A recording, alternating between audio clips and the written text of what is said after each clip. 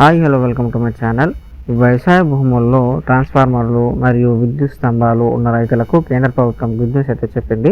చాలా మంది రైతుల భూముల్లో మోటార్ పంపుల అమర్చడం కోసం, విద్యుత్ తీగలను అమర్చడం కోసం, విద్యుత్ స్తంభాలను మరియు పవర్ స్టోరేజ్ కోసం ట్రాన్స్ఫార్మర్లను విద్యుత్ అధికారులు అమర్చుతూ ఉన్నారు. అవి కొంతమంది రైతులకు ఇబ్బందికరంగా ఉంటాయి. వీటికి సంబంధించి కేంద్ర ప్రభుత్వం ఇటీవలే కొత్త ఉత్తర్వులను అయితే జారీ చేసింది. ఈ ఉత్తర్వుల గురించి మనం అయితే తెలుసుకుందాం. ఈ ఉత్తర్వుల వల్ల మనకి ఏమైనా ఉపయోగం ఉందా, లేదంటే నష్టం వాటిల్లే ప్రమాదం ఉందా అనే దాని గురించి డీటెయిల్గా ఈ వీడియోలో అయితే తెలుసుకుందాం. మీరు కనుక నా ఛానల్కి కొత్తగా వచ్చినట్టయితే వెంటనే లైక్ చేయండి, అలాగే మన ఛానల్ని సబ్స్క్రైబ్ చేసుకోవడం మాత్రం మర్చిపోకండి. ఇక వీడియోలోకి వెళ్తే, వ్యవసాయ భూమిపై విద్యుత్ స్తంభాలు లేదా ట్రాన్స్ఫార్మర్లను ఏర్పాటు చేయడం వల్ల రైతులు తమ వ్యవసాయ కార్యకలాపాలకు అంతరాయం కలుగుతుందనే ఆందోళనను చాలా మంది రైతులు అయితే పెంచుకుంటున్నారు. ఈ సమస్యల పరిష్కారం కోసం కేంద్రం కొత్త జీవోలను అయితే ప్రవేశపెట్టడం జరిగింది.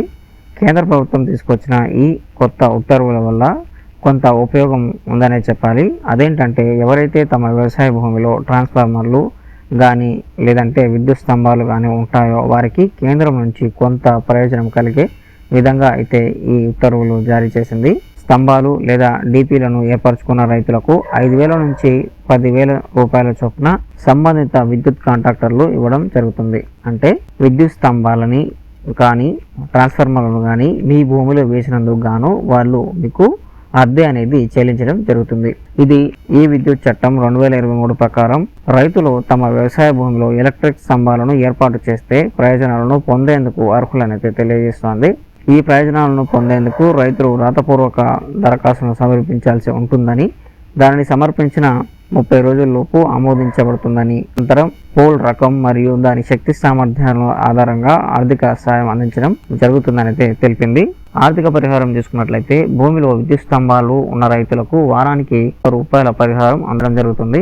అదనంగా ఎలక్ట్రిక్ ట్రాన్స్ఫార్మర్లో లోపం ఉంటే మరమ్మతు ప్రక్రియ 4 గంటల్లో పూర్తి చేయాల్సి ఉంటుంది. ఈ కాల పరిమితికి మించి ఆలస్యం జరిగితే రైతులకు విద్యుత్ చట్టం కింద 50 రూపాయల వరకు నష్టపరిహారాన్ని చెల్లించడం జరుగుతుంది.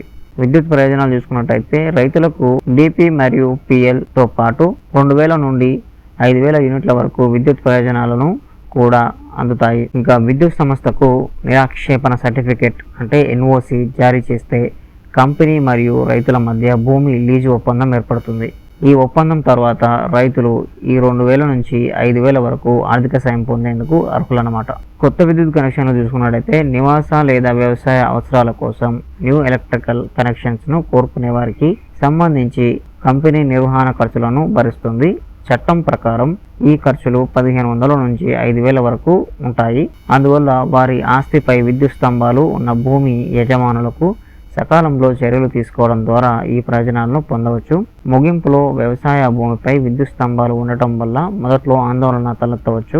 ప్రభుత్వం యొక్క కొత్త నిబంధనలు మరియు రైతులకు ఆర్థిక నష్టపరిహారం మరియు వివిధ ప్రయోజనాలను అందించడం ద్వారా ఈ ఆందోళనను తగ్గించాలని లక్ష్యంగా పెట్టుకున్నాయి. మార్గదర్శకాలను పాటించడం మరియు సంబంధిత పథకాల కోసం అప్లై చేయడం ద్వారా రైతులు ఈ అవకాశాలు ఎక్కువగా ఉపయోగించుకోవచ్చు మరియు వారి వ్యవసాయ కార్యకలాపాలతో విద్యుత్ మౌలిక సదుపాయాలను సజావుగా అనుసంధానించవచ్చు.